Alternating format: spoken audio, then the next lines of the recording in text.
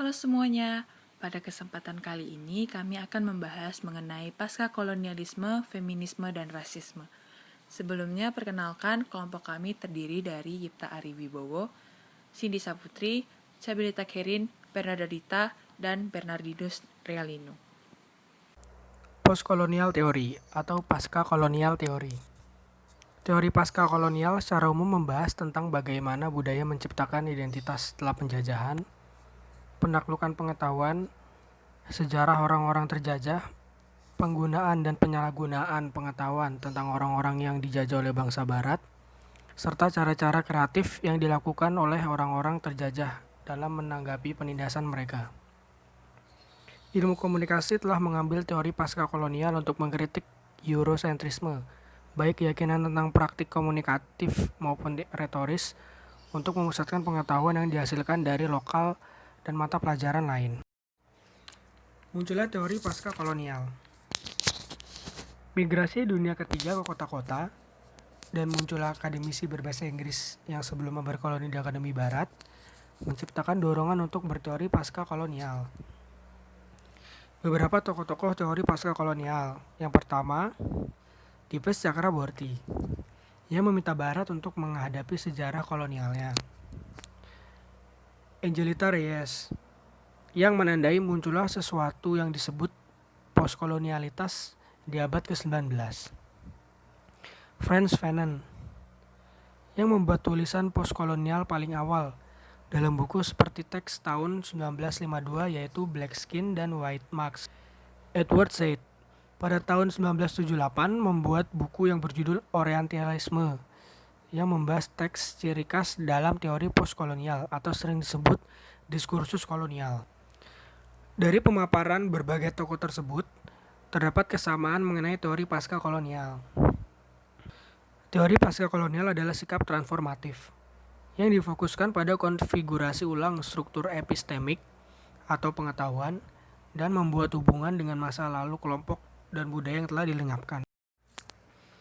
Selanjutnya, modernitas Barat. Modern telah dicirikan dengan berbagai cara dan karakteristik yang diasosiasikan dengan modernitas Barat. Sering diambil sebagai standar di mana semua negara lain dievaluasi. Dan negara yang dianggap berbeda dari Barat sering dibayangkan eksotik, mundur atau salah. Said dalam buku yang berjudul Orientalism mengatakan bahwa Orientalisme bukan hanya perbedaan geografi sederhana, bahwa dunia terbuat dari dua bagian yang tidak setara yang disebut Orient dan Western, tetapi juga menimbulkan berbagai kepentingan. Sebagai konstruksi Barat, Orientalisme menciptakan dan memelihara niat untuk mengetahui, mengkontrol, dan memanipulasi dunia yang sangat berbeda. Baik dalam politik, media, atau sastra, Orientalisme telah menyebabkan representasi Orient yang sangat terbatas. Selanjutnya, pengetahuan. Dominasi modernitas Barat mendorong konstruksi yang sangat sempit tentang apa yang dianggap sebagai pengetahuan dan siapa yang merupakan penghasil pengetahuan yang valid. Dalam modernitas Barat, teks yang dihasilkan oleh orang-orang bawah tidak dianggap sebagai pengetahuan, melainkan sebagai objek bagi para sarjana Barat untuk menciptakan pengetahuan. Dengan kata lain, apapun yang dihasilkan oleh orang-orang subaltern diabaikan begitu saja, karena tidak layak untuk menjadi pengetahuan sama sekali. Spivak dalam bukunya yang berjudul A Critique of Postcolonial Reason mengkritik sejarah filosofis, sastra, dan budaya yang berbicara mengenai konstruksi modernitas Barat ini. Maka, teori postkolonial bertugas untuk menghindari penandaan ulang atau penulisan ulang. Posisi pengetahuan neokolonial dengan cara yang menempatkan imperialisme dan kolonialisme dengan aman di masa lalu. Ketika pengetahuan neokolonial itu sendiri mengasumsikan hubungan berkelanjutan antara masa lalu dan sekarang. Hal ini menjadi penting karena banyak teks dasar Barat yang terus mendukung pemikiran Barat, mendukung kolonialisme dan imperialisme. Berikutnya, universalisme. Pengetahuan diproduksi dalam modernitas Barat dengan cara yang mengasumsikan universalisme pemikiran Barat dan subjek Barat. Teori pasca kolonial menantang universalisme ini di sejumlah bidang. Universalisme ini memungkinkan subjektivitas untuk dikonfigurasikan secara kokoh dengan cara yang melanggengkan dan membenarkan pengucilan lebih lanjut dari subjek-subjek yang ditinggalkan dari cara membangun pengetahuan ini. Ahli teori pasca-kolonial telah memusatkan analisis budaya untuk menyoroti praktik budaya kreatif dan produksi masyarakat subaltern untuk melenyapkan benteng modernitas barat dengan menentang adanya esensialisme yang artinya sastra atau budaya bukan sesuatu yang pasti dan permanen, tetapi bersifat dinamis sesuai hasil bentukan realitas di luar. Teori ini juga mengatakan bahwa sastra bukanlah suatu teks yang berlaku secara umum atau universal, melainkan lahir dari negosiasi-negosiasi kultural sendiri yang bersifat lokal. Teori pasca-kolonial dalam komunikasi. Teori pasca-kolonial mendapat legitimasi dalam komunikasi pada tahun 1990-an. Salah satu kontribusi penting dari teori pasca-kolonial terhadap komunikasi adalah kritika terhadap batas-batas teori kritis. Sam dan Heck berpendapat bahwa teori kritis dalam komunikasi telah difokuskan pada sumber kekuasaan seperti ras, kelas, dan gender. Teori pasca-kolonial mengungkap aspek sejarah, geopolitik, dan geografis tertentu dari beberapa bentuk modernitas, di mana situs-situs kekuasaan lain seperti ras, kelas, dan gender berada. Lapisan transnasional ini menjadi bahan diskusi tentang sumber-sumber kekuasaan dan telah mengarahkan para ahli komunikasi untuk mengajukan pertanyaan yang berkaitan dengan isu-isu seperti representasi media dalam konteks global dan praktik komunikasi hybrid yang menentang asumsi umum tentang ras dan bangsa. Contohnya, analisis Radhika Prameswara tentang wacana kolonial di National Geographic. Hal tersebut menggambarkan cara halus presentasi publikasi tentang gender dan ras, memperkuat sikap lain dari orang-orang non-barat. Penelitian etnografi Supriya dengan perempuan Asia imigran di penampungan kekerasan dalam rumah tangga di Amerika Serikat menunjukkan aspek-aspek khusus dari pembentukan identitas dan komunikasi di antara perempuan yang pengalaman gender dan rasialnya tidak berasal dari negara tempat mereka tinggal saat ini. Selanjutnya, kritik terhadap pasca-kolonial. Meskipun teori pasca-kolonial berdampak signifikan pada teori akademis, teori itu juga menjadi sasaran kritik. Beberapa ahli berpendapat bahwa teori pasca-kolonial terlalu berfokus pada Barat, dan dampak kolonialnya sementara menyangkal hubungan gaya kolonial, misalnya antara orang Arab dan Afrika. Penekanan Barat dapat berfungsi untuk terus memusatkan Barat sebagai tempat produksi pengetahuan dan peradaban. Selain itu, sarjana lain telah menyarankan bahwa teori pasca-kolonial lebih menekankan dampak budaya sambil menyangkal atau mengabaikan relevansi ilmu ekonomi. Para sarjana globalisasi telah mengkritik teori pasca-kolonial karena menganggap semua hubungan global yang tidak setara sebagai sia-sia kolonialisme masa lalu, yang menurut mereka merupakan penggambaran globalitas yang tidak memadai. Terlepas dari kritik tersebut, teori pasca-kolonial menawarkan berbagai cara membaca dan pemahaman yang dipandu oleh subjektivitas pasca-kolonial, kontekstualisasi historis dan geopolitik, dan alternatif cara pembuatan makna Barat. Feminisme pasca-kolonial dimulai dari dua proyek terkait. Yang pertama, feminis pasca-kolonial mengkritik mengenai penggambaran Barat terhadap Timur. Feminis pasca-kolonial berpendapat bahwa feminisme Barat sering salah kaprah terhadap representasi Timur. Lebih spesifik, penggambaran dan perlakuan dunia ketiga, subaltern atau perempuan marginal biasanya menampilkan perempuan yang menjadi korban dari situasi patriarki. Perempuan dunia ketiga tidak hanya sering disebut sebagai korban, tetapi juga disebut tidak berdaya, tidak memiliki kekuasaan, dan laki-laki yang berkuasa. Yang kedua, feminisme pasca-kolonial mengembangkan teori dan politik feminis secara budaya, historis, dan geografis dalam kaitannya dengan proses transnasional. Proyek ini memusatkan perspektif perempuan dunia ketiga dengan memberikan teori mengenai gender dan bagaimana arus budaya global mempengaruhi pengalaman gender seseorang serta mengungkapkan cara-cara di mana pengalaman ras, gender, dan kelas tertentu selalu diposisikan dalam relasi kekuasaan transnasional. Inti dari tugas proyek ini adalah mengkritik negara dan perannya dalam memberikan sanksi terhadap penindasan perempuan. Feminisme adalah gerakan emansipatoris dan transformasional yang bertujuan untuk meruntuhkan dominasi dan penindasan. Bidang studi media feminis menerapkan prinsip dan politik feminis dalam meneliti proses dan organisasi media, terlepas dari apakah konten media tersebut mengekspresikan etos feminis atau tidak. Menurut Faulkner, teori media feminis bergantung pada teori feminis. Artinya, media feminis menerapkan filosofi, konsep, dan logika yang menunjukkan prinsip dan konsep feminis ke dalam proses media, seperti periodikan, produksi dan distribusi, dan proses media lainnya. Secara eksplisit, teori feminis bersifat politis yang membahas kekuasaan. Teori ini menganggap serius persoalan gender, di mana gender menjadi faktor yang menyusun identitas dan pengalaman. Karena sistem gender dikonstruksi secara sosial, masalah media menjadi pusat feminisme, di mana banyak kontroversi dalam feminisme yang secara khusus mengarah ke media. Studi media feminis bisa dikatakan dimulai dengan serangan Betty Friedan terhadap majalah wanita populer yang dijalankan oleh laki-laki, di mana premis dari majalah-majalah itu adalah gagasan bahwa wanita yang bekerja tidak bahagia dan wanita sebagai ibu rumah tangga akan menemukan kebahagiaan dan kepuasannya. Ahli teori media feminis yang perintisnya bertahan paling jelas adalah Donna Allen. Donna Allen adalah seorang aktivis kebebasan sipil dan perdamaian. Pada tahun 1972, ia mendirikan Women's Institute for Freedom of the Press, yang merupakan institut wanita untuk kebebasan pers. Tanpa lelah, WIFP melaporkan berbagai tuntutan hukum terhadap organisasi berita, tantangan izin siaran dan kebijakan, serta upaya hukum lainnya.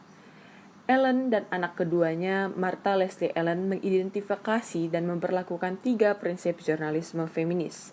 Yang pertama, jangan pernah menyerang atau menggunakan kata-kata yang menilai orang. Kedua, menggunakan fakta dalam beropini. Yang ketiga, biarkan orang berbicara sendiri, di mana jurnalisme pria menolak untuk melakukannya. Para sarjana dan organisasi mengumpulkan data pada tahun 70-an tentang peran seks yang tidak realistis atau ketidakhadiran perempuan dalam TV dan film. Sebuah laporan Komisi Hak Sipil Amerika Serikat tahun 1977 mendokumentasikan stereotip dan representasi yang kurang dari perempuan dan orang berkulit hitam. Laporan pada televisi pada masa itu juga menjelaskan bahwa televisi memberitahu siapa dan apa yang penting untuk diketahui.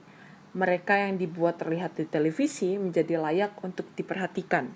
Begitu juga sebaliknya. Singkatnya, asumsi dari teori media feminis bisa disebut dengan 3R, yaitu result, reflect, dan reproduce. Pekerjaan gender dengan teori gender baru. A. Pekerjaan dengan gender. Patriarki terhadap feminin untuk menegaskan nilai yang positif memprediksi bahwa perempuan yang menjalankan studio, penyiaran, dan film akan menawarkan representasi perempuan yang lebih beragam, kreatif, dan positif. Demikian pula, perempuan dan laki-laki penerbit dan editor akan memiliki gaya manajemen yang berbeda dan akan mengembangkan jenis lingkungan ruang redaksi yang berbeda. Lebih jauh ke bawah rantai makanan jurnalisme, klaim bahwa laki-laki melaporkan berita keras, fokus pada fakta, lebih memilih sumber laki-laki, dan membutuhkan detasemen yang objektif. Teori media feminis yang canggih mengenai anak laki-laki dan laki-laki dari metroseksual sinematik hingga reality show laki-laki J terus menyoroti versi maskulinitas kontemporer yang saling bertentangan. Genre pria dapat berfungsi secara khusus sebagai situs tempat pria menolak tantangan terhadap kekuasaan pria. Pada tahun 1980-an, laki-laki sensitif dan hanya dikebiri merupakan reaksi terhadap feminisme yang masih diperdebatkan. Namun, ada kesepakatan umum bahwa teks majalah, fotografi, dan iklan yang ditujukan pada pria baru yang sadar, gaya, dan berorientasi konsumsi menanggapi perubahan sosial dan budaya, termasuk ke dalam hubungan gender dan feminisme. Teori gender baru.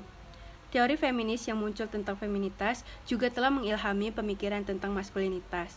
Karena pada pola maskulinitas dan feminitas seringkali didefinisikan secara sosial dalam kontradiksi dengan beberapa model lainnya. Maskulinitas dan feminitas masing-masing telah berubah, termasuk yang dipresentasikan dalam konten media. Tetapi, para sarjana terus memperlakukannya secara dikotomis sebagai kebalikan. Konsep hegemoni maskulinitas yang pertama kali diusulkan oleh Robert Cornell menarik pada teori feminis patriarki. Peran laki-laki dalam mentransformasikan patriarki, psikoanalisis, dan tentu saja gagasan Antonio Gramsci tentang bagaimana kelas itu dimobilisasi atau didemobilisasi dalam perjuangan aktif untuk menguasai. Cornell mendefinisikan hegemoni maskulinitas sebagai lawan dari maskulinitas atau tersubordinasi lainnya sebagai cara yang paling dihormati saat ini sebagai seorang pria. Artinya, berbagai bentuk maskulinitas muncul dalam keadaan historis tertentu. Apa yang saat ini disebut hegemoni maskulinitas telah menggantikan bentuk-bentuk lama, tetapi pada akhirnya akan tergeser dengan sendirinya. Selain itu, mengingat hegemoni maskulinitas bersifat normatif, tidak normal secara statistik, hal itu hanya menuntut laki-laki untuk memposisikan diri di dalam hubungannya dan bukan benar-benar untuk mencapainya. Secara ideologis, ini melegitimasi pola yang memungkinkan dominasi laki-laki di atas perempuan. Pria yang diuntukkan dari patriarki tanpa menunjukkan versi dominan yang kuat. Kemudian, Cornell menambahkan, menunjukkan. Oke, selanjutnya polisemi kekuasaan dan penegakan hukum. Pada dasarnya, dalam polisemi kekuasaan dan penegakan hukum, menjelaskan tentang kalayak dapat menghasilkan bacaan yang dapat diterima atau bahkan berlawanan. Polisemi berarti suatu hal yang memiliki banyak arti, sedang kekuasaan berarti suatu wewenang atau kemampuan, dan jika dikait eratkan dengan feminisme, feminisme dalam pandangan orang memiliki makna yang berbeda-beda atau banyak arti. Namun di dalam polisemi, feminisme ini banyak orang yang sepikir serta mendukung feminisme. Bisa dikatakan, feminisme mulai mempunyai kekuatan dalam penerapannya. Dengan adanya kekuatan pendukung feminisme, tentu penegakan hukum merupakan suatu hal pelindung. Bisa dicontohkan dalam kehidupannya, masih banyak orang yang tidak setuju dengan feminisme, namun banyak pula orang yang mendukung konsep ini. Dengan banyaknya orang yang mendukung feminisme akan membuat kekuatan eksisnya feminisme di belahan dunia. Terlebih dengan adanya penegakan hukum yang melindungi, contohnya hukum HAM dan hukum perempuan. Selanjutnya adalah wacana pasca feminis dan gelombang ketiga. Awal muncul feminisme, pasca feminisme, gerakan ini muncul akibat kritik dari dalam maupun luar feminisme. Pasca feminis lahir di Amerika Serikat sejak terpilihnya hak pilih perempuan. Hal ini ditunjukkan oleh perjuangan hak pilih oleh kaum perempuan yang berhasil menempati kantor publik dan pilih untuk menggunakan lebih banyak ruang personalnya. Selanjutnya, inti pasca feminis. Pasca feminis berbicara tentang pergeseran konseptual di dalam feminisme, dari debat sekitar persamaan ke debat yang berfokus pada perbedaan. Dalam beberapa referensi, ternyata terdapat pula gerakan yang menamakan diri gelombang feminisme ketiga. Selanjutnya, muncul gelombang feminisme ketiga. Feminis gelombang ketiga yang datang dari usia pada tahun 1980-an dan 1990-an menekankan persimpangan gender dengan berbagai dimensi identitas. Yang paling menonjol adalah seksualitas dan keanggunan. Sementara itu, kaum post-feminis mengklaim bahwa perempuan diberdayakan, setidaknya dalam hal pilihan individu tentang seks, pernikahan, dan kehidupan keluarga, pekerjaan, dan gaya hidup, dan juga sebagai penonton. Feminis bersikeras bahwa wanita juga adalah pembuat makna yang kreatif dan aktif, tidak kurang dari pria. Media dan pasca feminisme. Media televisi telah memprovokasi klaim yang paling tegas, tetapi kontradiktif, mungkin karena perlakuan depolitisasi post-feminisme terhadap konsumen wanita yang diberdayakan, diterjemahkan dengan baik ke dalam televisi. Alhasil, Bonnie Dow tahun 1996 mengkritik feminisme pasca feminisme karena fokusnya yang sempit pada wanita profesional kulit putih, kelas menengah, dan heteroseksual. Selanjutnya, di sini saya akan menjelaskan 4 ciri dari feminisme gelombang ketiga. Yang pertama, sifatnya yang solider terhadap perbedaan-perbedaan yang terjadi di antara perempuan.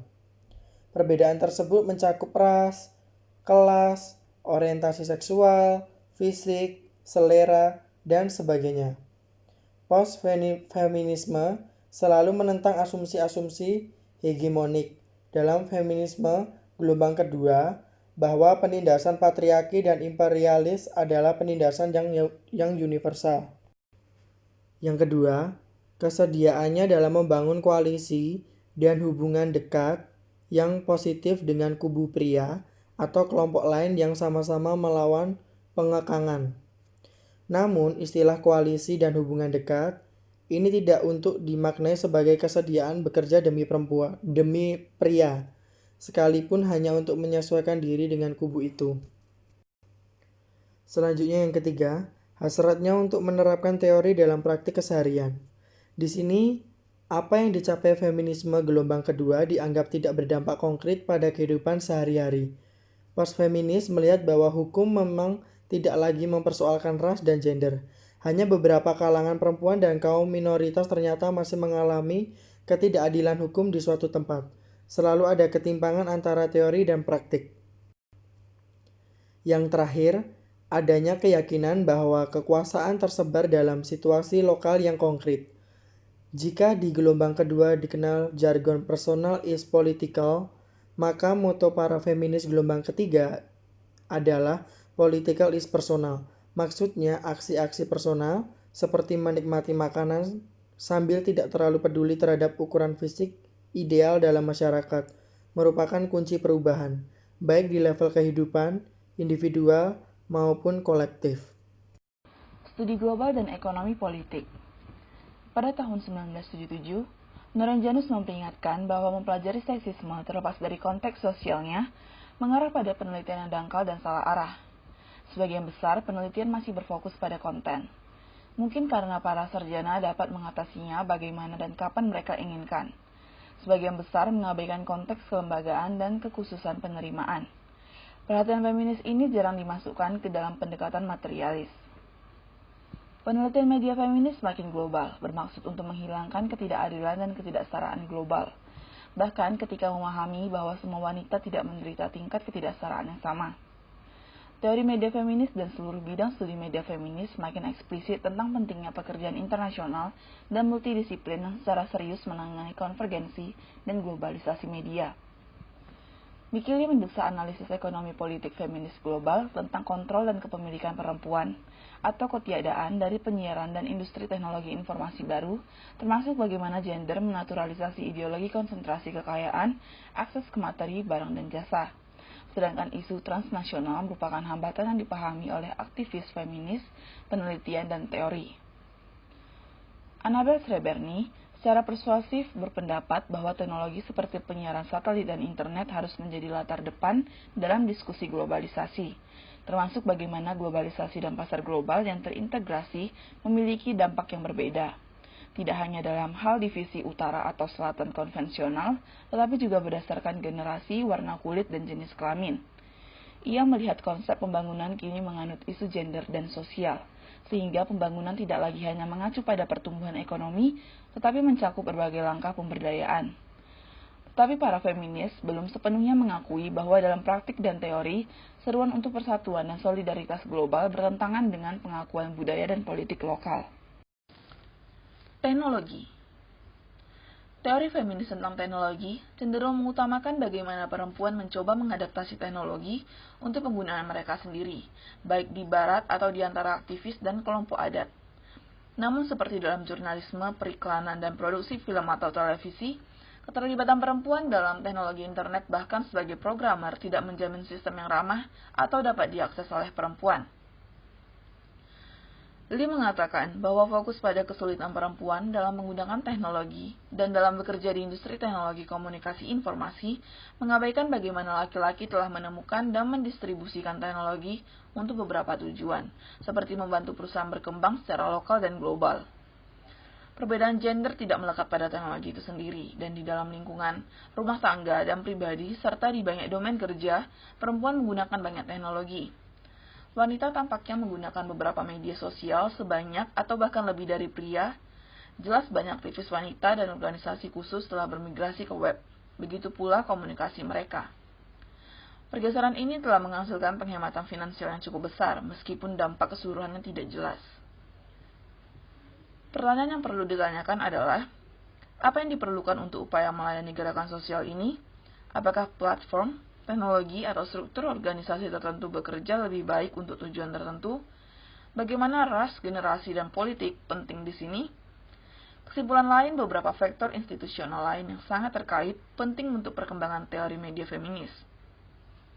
Ini termasuk kemampuan bertahap, namun nyata dari para sarjana feminis untuk menemukan rumah baik dalam studi perempuan dan program media dan jurnalisme dengan peningkatan visibilitas dan peringkat. Terkait jurnal, arus utama dan masyarakat ilmiah semakin terbuka untuk penelitian ini.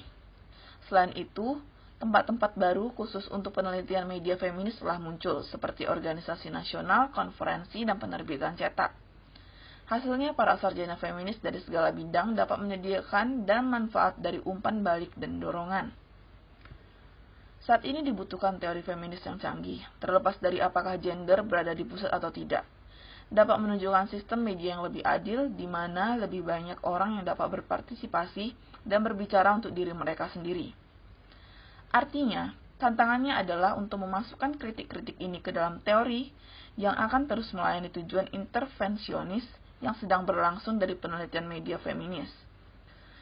Mengingat ambisi transformatif feminis, lebih banyak pekerjaan diperlukan untuk mengembangkan teori, konsep, dan bahasa yang bermakna bagi pembuat kebijakan dan warga negara, serta menghubungkan para sarjana dan aktivis media feminis dalam upaya mereka untuk memberdayakan orang untuk memahami, mempertimbangkan, menilai, dan mengkritik konten media yang mereka produksi atau konsumsi dengan cara menciptakan keadilan sosial yang lebih besar dan meminimalkan diskriminasi yang tidak adil. Paham rasisme berkembang seiring dengan adanya perubahan-perubahan dalam sejarah perkembangan masyarakat dunia yang selalu berputar dari satu keadaan menuju tingkatan kehidupan selanjutnya. Paham rasisme bukan sebuah penemuan baru dalam disiplin ilmu sosial, karena paham ini sebenarnya sudah ada sejak peradaban Yunani kuno, diturunkan dari generasi ke generasi melalui mitos dan teori-teori yang sama sekali tidak terbukti kebenarannya. Beberapa faktor yang mendorong berkembangnya paham rasisme antara lain adalah mitos-mitos dan cara berpikir yang mengagungkan rasionalitas, teori evolusi yang dikemukakan oleh Robert Darwin, kolonialisme bangsa Eropa, serta dorongan untuk menguasai materi dan memperoleh kekuasaan. Dampak yang ditimbulkan akibat rasisme dapat dilihat dari dua sisi, yaitu dari sisi ras yang diuntungkan dan dari ras yang dirugikan. Keuntungan-keuntungan yang diperoleh ras yang berkuasa sifatnya dominan, sedangkan pada ras yang didiskriminasi menimbulkan kerugian yang sangat fatal, baik dari segi mental maupun fisik. Paham rasisme mempengaruhi berbagai bidang kehidupan, sifatnya negatif, dan dampaknya sangat merugikan kelompok masyarakat tertentu. Paham ini tidak seharusnya dikembangkan dalam masyarakat dunia yang heterogen karena tujuannya mementingkan salah satu pihak dan merugikan pihak lainnya. Sekian presentasi dari kami. Terima kasih.